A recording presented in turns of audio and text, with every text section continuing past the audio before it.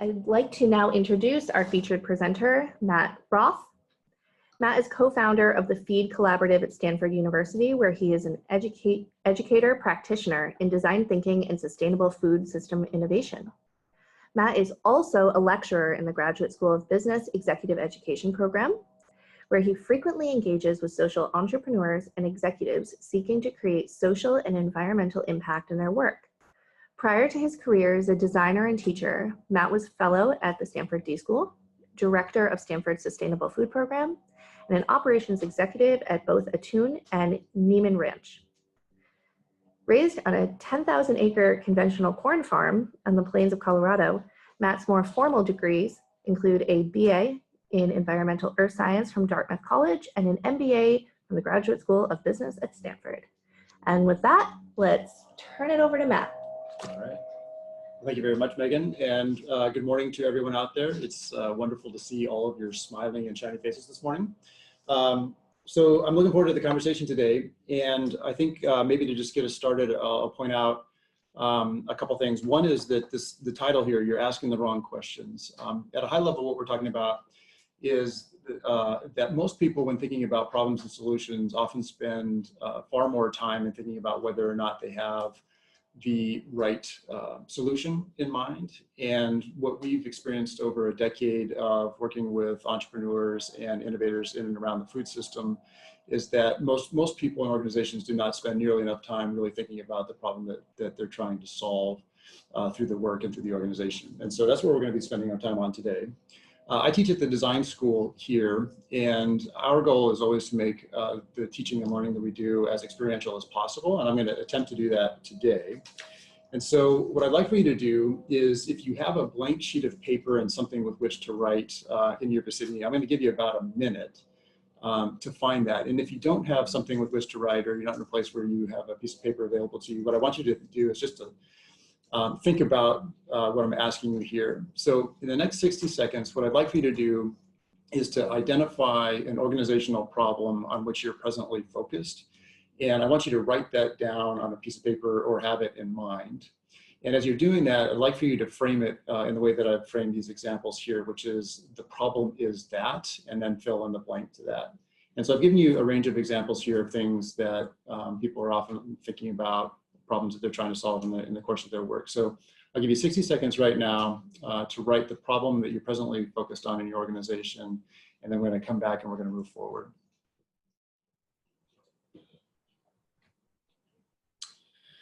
Okay, here we go.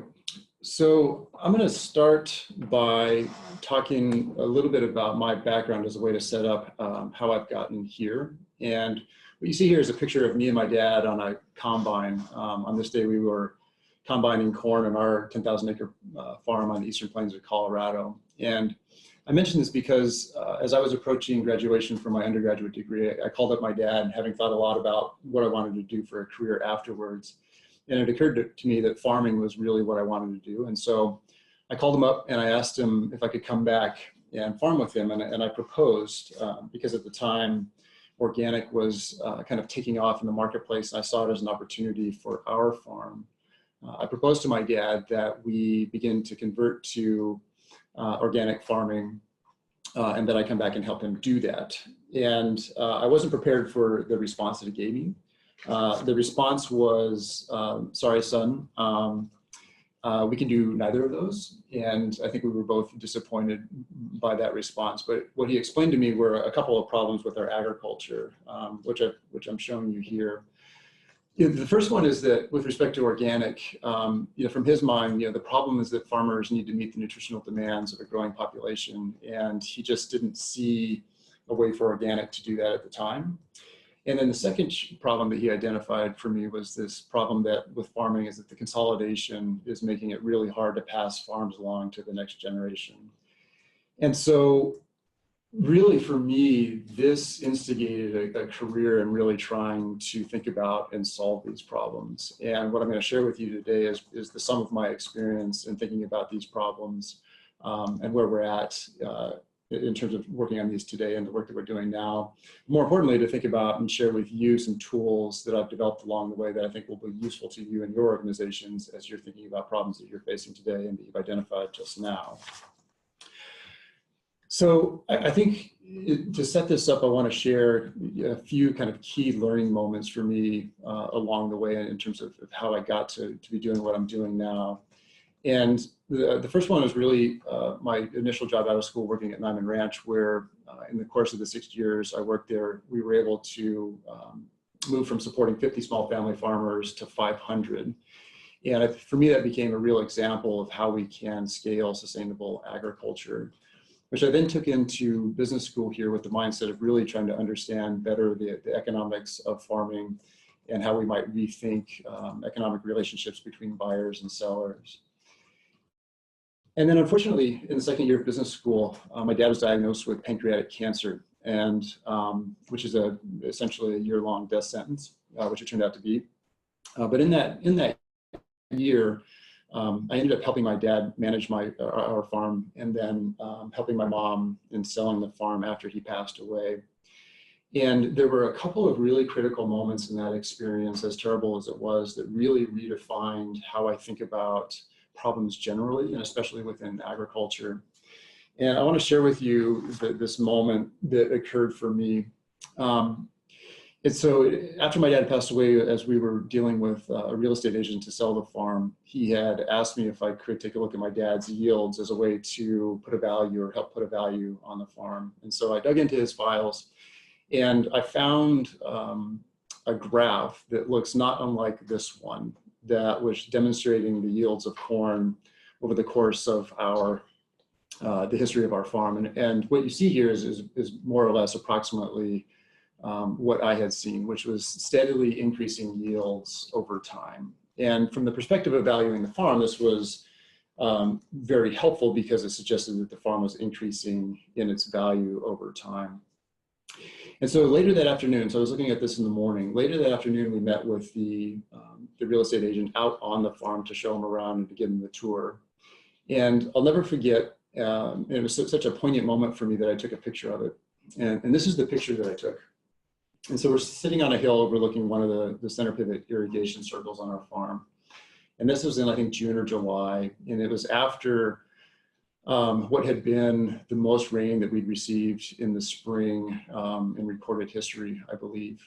And we are in a short grass prairie region, which is effectively a desert. We get less than 10 inches of rain a year. And so it's really unusual to see the kind of green that we're seeing here. And it was a really magnificent sight.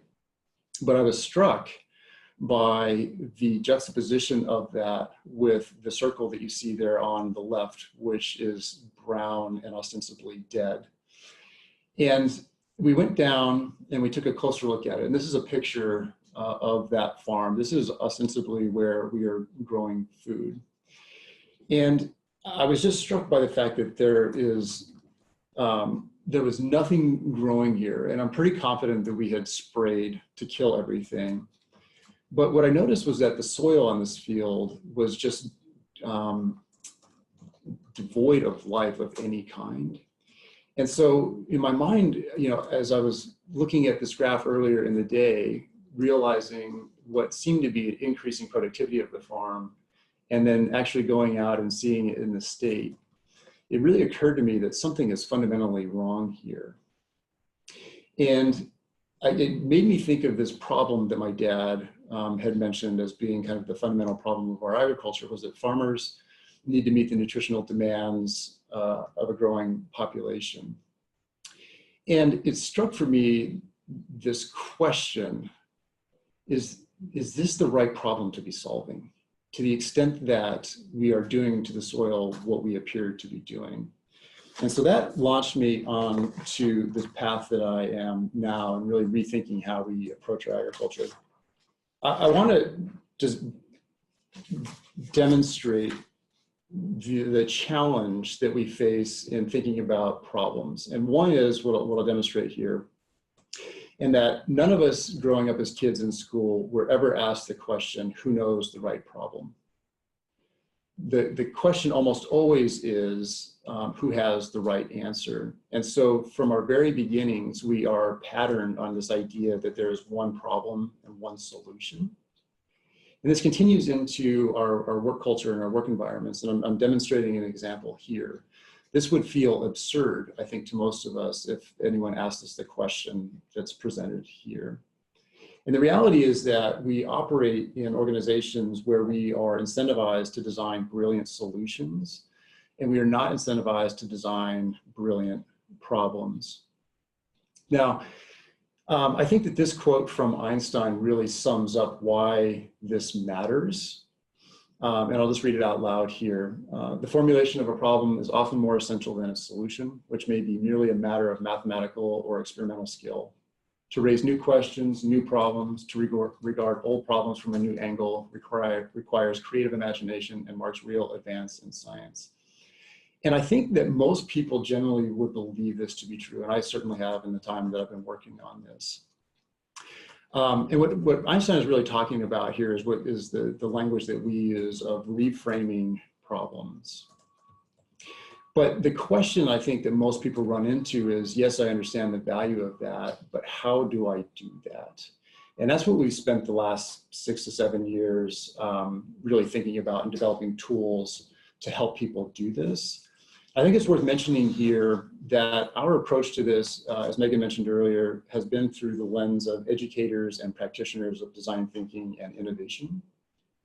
And in that practice, our practice is to borrow tools and techniques from many different disciplines and to think about how we might use them in an applied way that are designed to be as useful to the people using them as possible.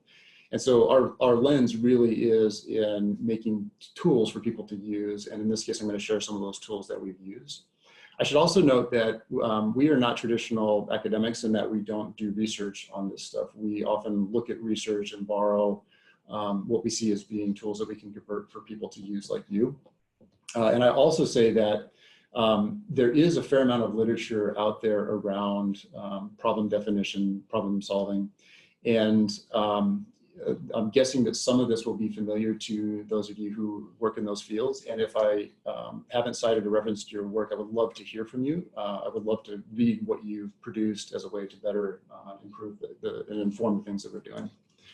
Okay, so the one tool that I'm going to start with in demonstrating today is this idea of reframing problems by identifying causality and constraints around a problem. And the way that I'm going to do this is by way of telling a story. And the story comes from an article that was written in the Harvard Business Review, I think 5 or 6 years ago. It's cited at the end of these slides, and I'll show this to you. But basically, the story is of a building manager. And the building, we're in a time in like the mid-1950s when elevator technology was advancing rapidly. And so a lot of people in the city were experiencing these elevators that were much faster, were becoming much faster. And as a result of that, the occupants, the tenants in his building began to complain about the speed of the elevator in their building. And so originally the building manager defined the problem as this one here. The problem is that people are complaining about the speed of the elevator. And so originally the building manager was thinking about this and immediately jumped to thinking about solutions to this problem. And as with most people, the first ones that come to mind are obvious solutions to this problem. And a few that came to mind for him were that maybe the elevator needed a faster motor, maybe there was a new or better algorithm to make the elevator more efficient. And another option, another potential solution was just to put in a new elevator altogether. But then the building manager really started to think about this. And the question he asked himself was, well, what might be the causes of this problem? And so what he did is he created a list on a piece of paper, just like the one that you have in front of you. And the potential causes that he identified for this were an obvious one here. The elevator maybe isn't working properly. He had noted that new elevators in other buildings are becoming faster, so maybe that's a part of the problem of people complaining.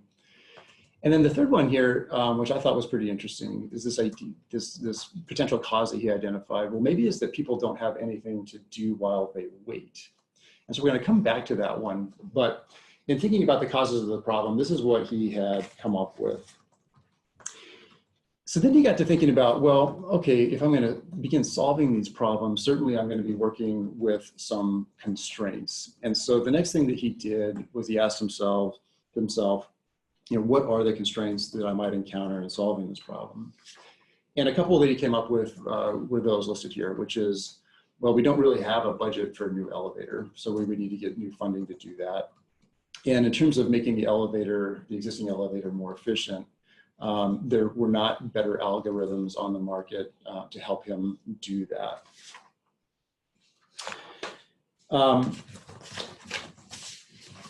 And I think what was really interesting about this example is that he realized that he could turn all of these causes and all these constraints into problems themselves, which you can see listed here. And as he was thinking about this, he had this sort of aha moment. And the aha moment was that I can choose which of these problems to solve. And I think this is an important moment and illustrates the point I made earlier, which is that for the first time he realized that he had agency here to actually define the problem, right? He started with this original problem that people are complaining about the speed of the elevator, but by identifying the actual causes or potential causes of that problem, thinking through the constraints and trying to solve the problem and then reframing them as problems, he had this moment of realizing that there are more than one problem to be solved here and that he can choose which one to do so. But then the question was, which one should I choose? And as he was thinking about this, he was trying to think through all of the potential questions and things that he would need to think about in deciding which one to choose. And he came up with a list of things. The first one was, for which of these problems do I have the right leverage or influence? The second one was, for which do I have the right abilities and competencies? Like, can I do this or not? Do I have the knowledge or skills? The third one was, for which one do I have the right resources? Do I have enough money or time to be able to solve this problem? Another one was, if I try to solve a constraint in particular, how do I make sure that I'm not just amplifying a cause of the problem to the extent that he's not focusing in on what is perceived to be the actual cause of this problem, of people complaining about the elevator being too slow. And then the last one was, and I think this is a really critical one, what are the potential unintended consequences of solving each of these problems? And so he went through the list of all the problems that he had identified and was thinking through this list of questions that he had. And so the first one was, the problem is that the elevator isn't working properly. And so he immediately diagnosed the elevator, and it turned out that it was working fine. So that was not the problem. He took a look at the problem is that the elevator, or that new elevators in other buildings are becoming much faster. But he realized that he didn't really have any leverage or influence in changing that. And so that wasn't apparently a very good problem for him to tackle. He took a look at the problem is that people don't have anything to do while they wait. And on this one, he thought to himself, well, I may or may not have the right abilities or resources, but I'm not sure. He then took a look at the constraints as he had turned them into problems. And the problem is that we don't have a budget for a new elevator. And as he thought about this, the question that came to mind was, well, if we raise rents to buy a new elevator, we might actually draw more attention to the elevator itself. And so it seemed to him that there might be an unintended consequence here of actually trying to fix the elevator. And then the last one, the problem is that the better algorithms don't yet exist. He thought to himself, well, I don't have the right abilities to design a better algorithm, but if I did, I might just be creating this this idea of a reinforcing feedback loop of having to always have the fastest elevator. And so he would kind of get stuck in this trap of having to always be solving this problem. And so as he stepped back and he took a look at all these problems that he identified, potential problems that he could begin, or that he could start with trying to solve, the one that he identified was this one, which is the problem is that people don't have anything to do while they wait.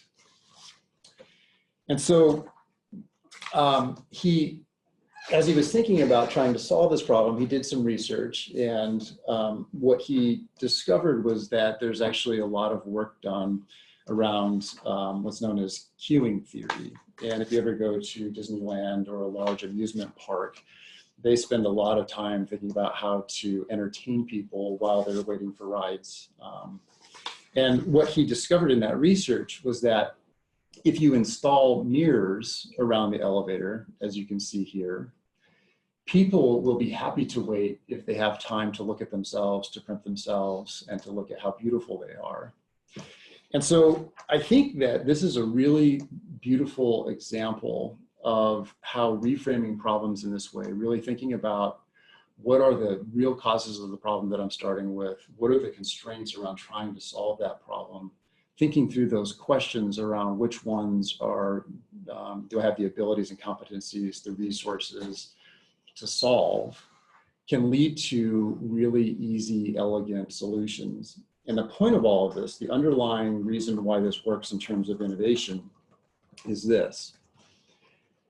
Reframing problems helps us get away from the obvious solutions, right? So had he only focused on the original problem of people complaining about the speed of the elevator, he would have likely invested in a new motor, maybe a new control algorithm, or maybe he would have purchased a new elevator altogether. But by reframing that original problem, what he was able to do was to define a new problem, and that led to less obvious solutions, which for him were mirrors around doors. And what you see here is a representation of the potential solution set that's related to how we define a problem. And in this case, by reframing the problem, he was able to open up the number of potential solutions. And when you do that, it becomes just a math equation, in that you have many more potential solutions to draw from in solving the problem. This is really critical to how we think about leading to or finding creative solutions, innovative solutions to existing problems. So what I want you to do now is to take a look at the problem that you've identified, or to come back to it in your head if you thought about it originally. And as you're thinking about this problem, what I want you to realize is that this problem and every problem is caused by something else. This problem and every problem is constrained by something. And importantly, these causes and constraints can be reframed as other problems. And as you're thinking about your problem, I would encourage you, either now or afterwards, to think about how you might do this. I think it's really important to remember that reframing problems often leads to unexpected and innovative solutions. I think that the mirrors around the elevator are a great example of this, but in the work that we've done, we've seen hundreds of examples of this happening. In fact, we see it every day in the classes that we teach here. And I think it's important, as you're doing this, to be aware of unintended consequences when solving for constraints. I'm going to talk a little bit about this later on, but often when we try to solve for constraints, we are either solving for time and money or for new technologies. And the challenge of solving for time and money is that, from our experience, it often really limits the potential solution set. And so it doesn't allow you to get to really creative, innovative solutions. And the challenge with using new technology to solve constraints, which in my experience of working with a lot of organizations is often the direction that they head, is that it's really difficult when solving for a constraint to be unaware or not think about the potential unintended consequences that might result from that technology. And we see this all the time, where new technologies simply amplify the underlying cause of the problem that we're trying to solve. And I'm going to use an example later to make that point. And then the last thing, as you're thinking about this problem that you have, is the second aspect of what I want to share with you today. And it's this idea of always being mindful of human needs as we're thinking about reframing and defining problems. And I'm going to spend a little time talking about that now. And I think that this is probably the best image that I have found to describe what I see hundreds of times with organizations. And this is true of entrepreneurial startups to established industry players that have been around for a long time.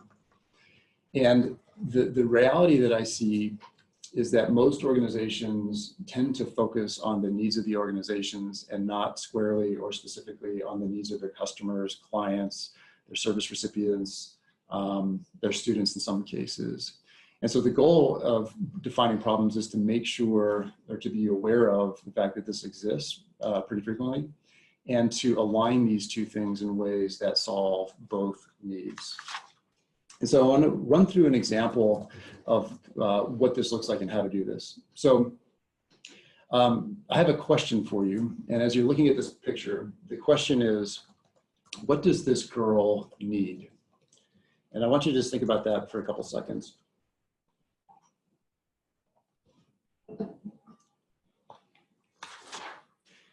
Now, if you're like most of the students in our classes and most of the executives at the business school where I teach, the first couple things that come to mind is that she needs a book or that she needs a ladder.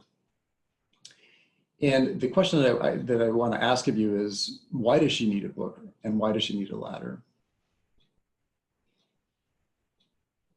And most often the answer to why does she need a book is she needs a way to learn.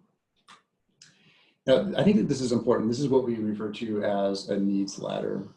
And in design, as we think about needs, our goal is to identify both the explicit and the implicit needs that people have. And so in this case, the explicit need would be a book or a ladder, whereas the implicit need would be that she needs a way to learn. Now, this is really important, again, in terms of defining problems to maximize the potential for innovative and creative solutions. And I want to show you again why that is. So in this example, the obvious or explicit need that most people identify in that example is that she needs a ladder or a book. But if we open up the question to her need as being a way to learn, what that does is it opens up the total potential solution set, right? There are many potential solutions to a way to learn for her, whereas a ladder or a book are very specific solutions.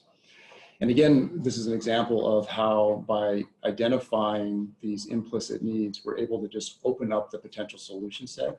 And what that does is it offers an opportunity to identify truly innovative and new creative ways of solving problems for people. Now, there's another aspect of this that's important to keep in mind. And this is a picture of Maslow's hierarchy, with which some of you are probably familiar. I think those of you who are familiar with it know that in psychology, this has become a defunct way of thinking about psychology and people. But for our purposes, it's actually really useful. And the reason that it's useful is that it is a pretty fair representation of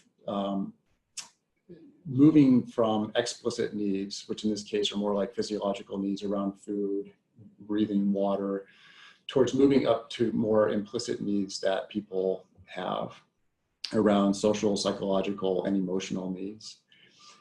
And the value of this is that what we know from a lot of experience and from a lot of demonstration is that if you're able to frame a problem that incorporates an implicit, a social, emotional, or psychological need of a person or of people, and to design a solution for that need, you're far more likely to design something that that person will actually want to use.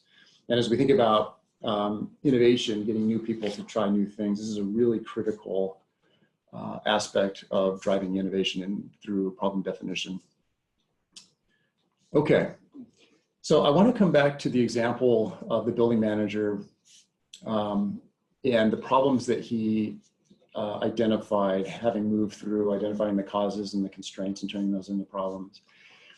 What you'll note here is that the one that he chose focused on people. Now, this is coincidental to a certain extent, but I think it's a great way of illustrating the example or the point that I'm making here. And so what I want you to do now is to take a look at the problem that you've identified. And what I'd like you to do is to ask yourself, if you haven't already involved people in some way in the definition of the problem, is how could you reframe this problem to involve people in some way? How could you identify an explicit need here, which is to say, what do these people need to be able to do as part of the definition of your problem. And then the last one, and this is really critical, is as you're thinking about defining or reframing this problem, how can you reframe the problem in a way that identifies a need for the people in this problem to feel? And I think that in my experience of working with students and executives, that this is probably the most critical aspect of thinking about how to define problems. If we can't or aren't able to identify and solve for needs that people have in this regard, it's very unlikely that the solutions we're going to develop will be adopted or desired by the people for whom we're designing. But I wanted to leave with kind of the story of the work that we've been doing as a way to illustrate, I think, what I have come to see as the most important thing around problem definition. And so I mentioned earlier this tension between this problem that our agriculture is trying to solve, which is the problem is that farmers need to meet the nutritional demands of a growing population. And yet at the same time, we're seeing our farmland end up looking like this. We're effectively destroying the soil. And I want to tell a story, a personal story, to help illustrate, I think, what is at the fundamental challenge of this that I think exists within many industries and sectors.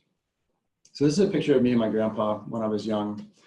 And my grandpa was fond of telling this story, although I never heard it. My dad actually told it to me when he was sick. And the story is how the tractor ruined farming. And the story is basically, it goes like this. Originally, the primary technology on our farms were horses, and that was fine. We'd wake up in the morning, we'd feed the horses, we'd feed ourselves, we'd saddle them up, we'd take them out, we'd work until noon, we'd come back, we'd eat, and then we'd go back and we'd work in the afternoon until either we couldn't work anymore or the horses couldn't work anymore. And then one day, the tractor was invented. And the promise of the tractor was amazing. It was going to make a lot of money for farmers. It was going to save us a lot of time. We were going to be happier. And so we bought a tractor. And everything was great. The tractor was definitely more efficient.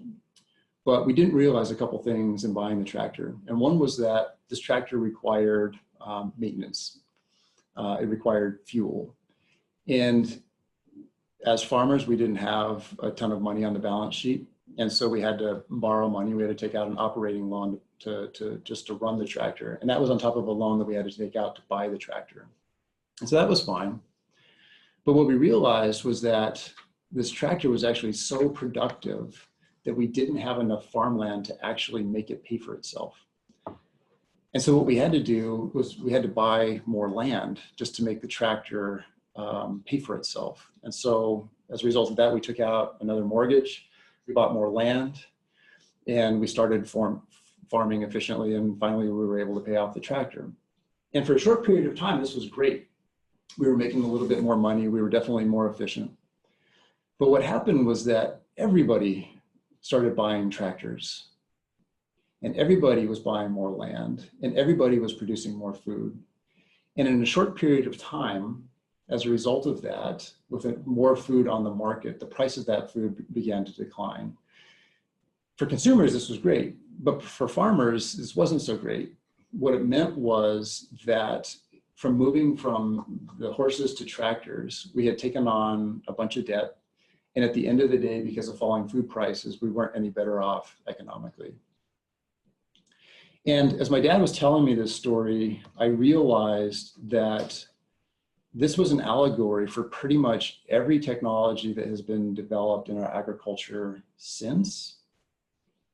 And it's all been in service of this question of how are we going to feed all of these people in this growing population? And so when I saw our farm looking like this, that was the moment when I realized I think that we're solving the wrong problem here. And when you think about what is the real problem that we're trying to solve, I was notified of this fact a couple of years ago, and it really struck me. And I've reframed it here. The problem is that the United Nations Food and Ag Organization estimates that we have 60 global harvests remaining before we're unable to feed everyone. And this is largely a result of the way that we farm and by literally destroying the soil on which we rely to grow food.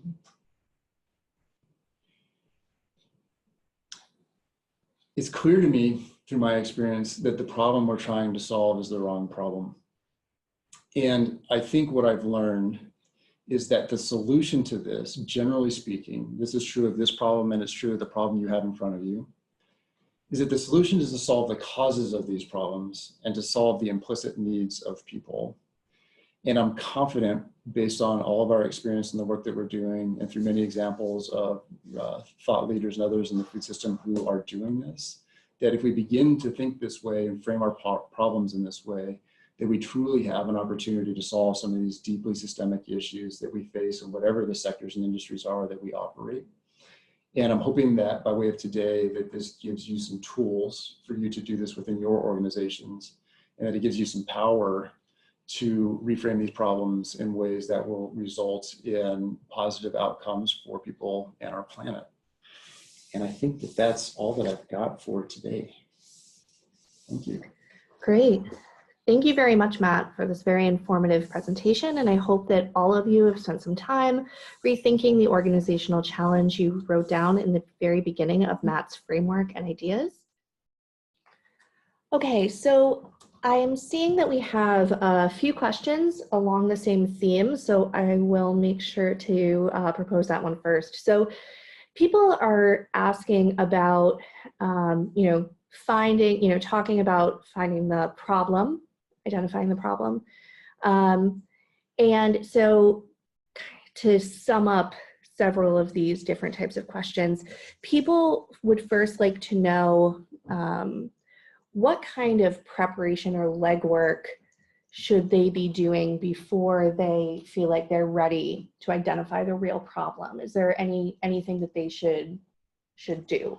Yeah, no, I think, as we've thought about these tools, I think the real value of them is that they can be applied today to whatever the problem is that you're working on. And this could be, we've done this with teams and with executives who encounter problems on a daily basis, recurring problems. It could be in a strategic setting.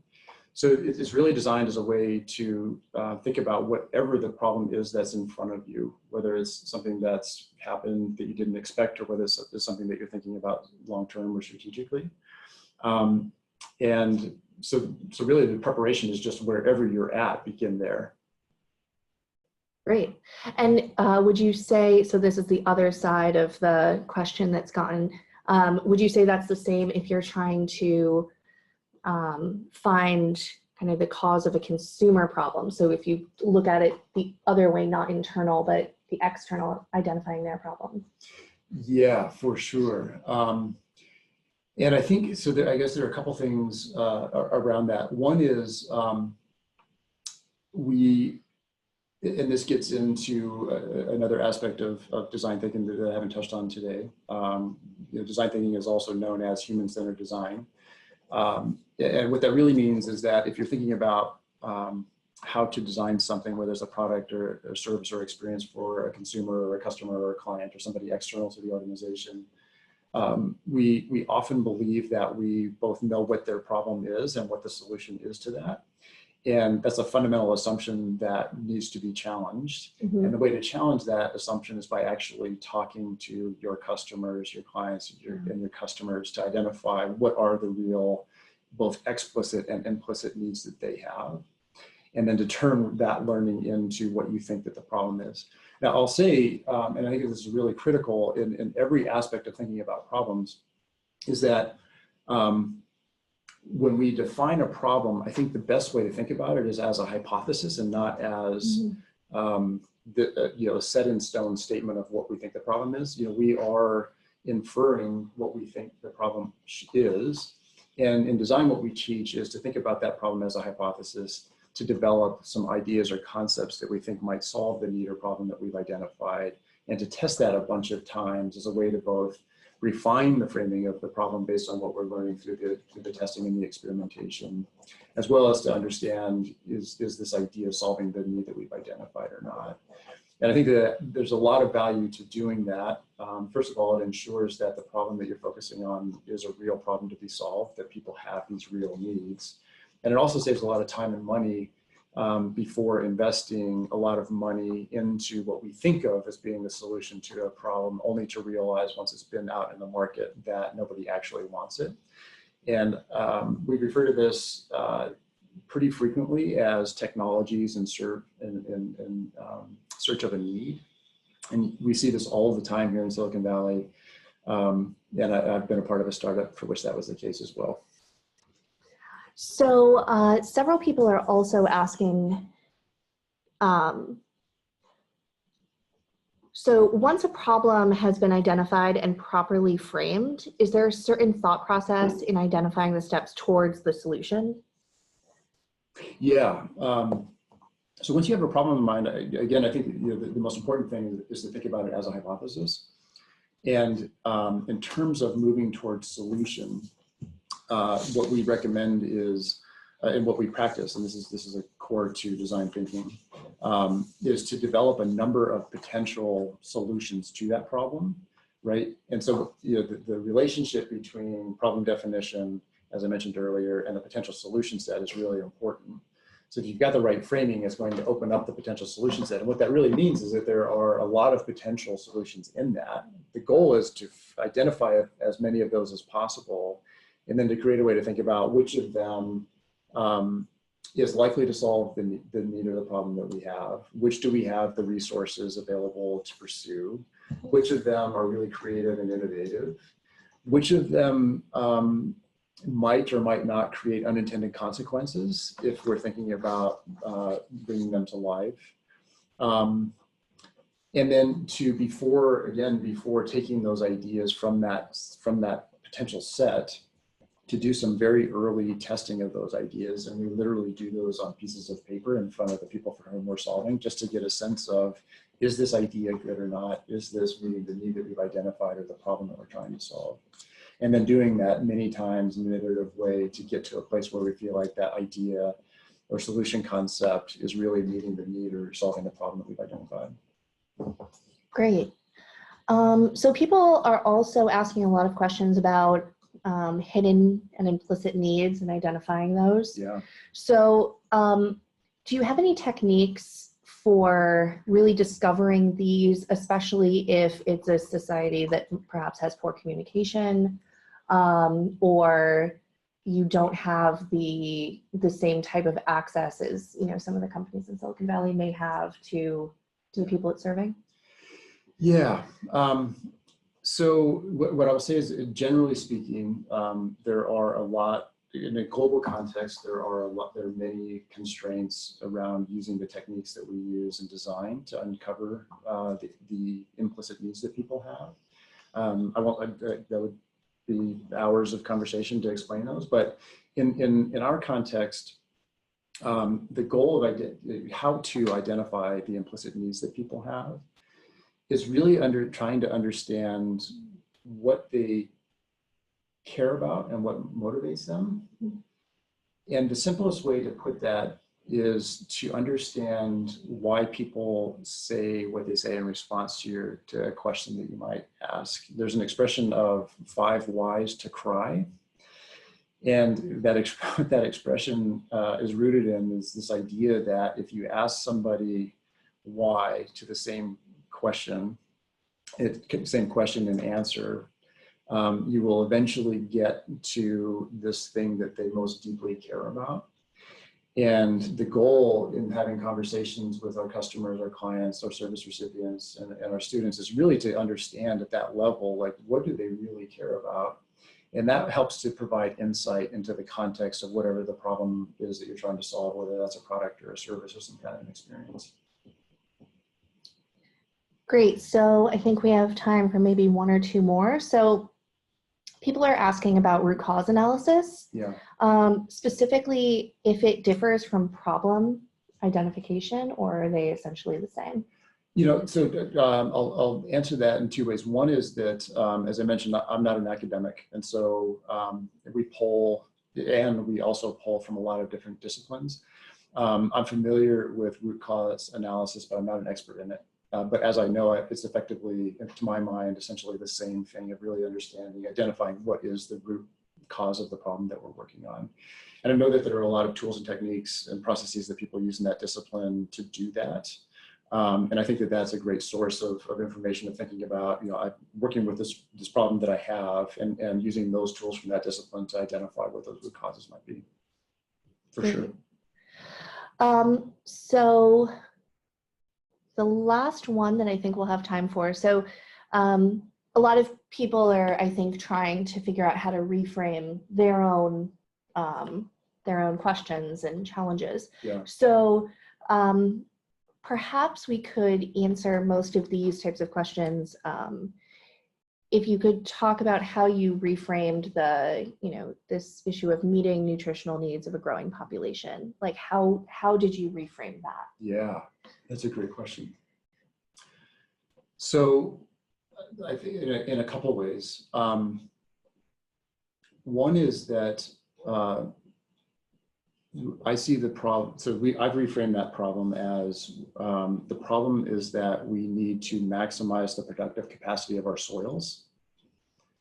And that takes into account what we are actually doing to our soils, which is diminishing their viability over the long term. And it's also inclusive of this problem that we need to maximize productivity in order to produce food for this growing population. So I've reframed it in that way to be inclusive of both of those problems. There's a separate problem that we've reframed in a way to identify people and their implicit needs. And the question that I often ask of entrepreneurs and people who are working in food specifically, or in agriculture, is how can we grow, produce, sell, and consume food that unlocks the potential of humans? And I like that one because it really reframes food as being just calories that feed people to food as being a tool to really unlock and tap into the potential of people. And I think by thinking about it that way, it just really reframes how we think about the utility of food in a very different way. And I think it begins to get at or encompass some of the really terrible problems that exist in the system today with respect to food and people around the skyrocketing obesity rates that we're seeing, the rates of type 2 diabetes that exist today, the inequities in the system that lead to 1 billion people on the planet either starving or being malnourished. And so I think that if we can solve that problem, we'll be going or focus on that as being the problem. I think that we'll go a long way in designing a food system that actually has people at its center and that is trying to make them as healthy, productive, and to help them realize their potential in the greatest way possible. Great. So thank you so much, and thank you everyone for submitting your questions. Unfortunately, we're getting close to the hour, so we'll have to wrap the Q&A. Thank you so much, Matt, for sharing your knowledge and thank you to our participants for today. Those of you who have indicated an interest in the program, our team will be reaching out with more information, and you can always visit us at globalimpact.stanford.edu. Thanks all for joining us today, and have a great rest of your week.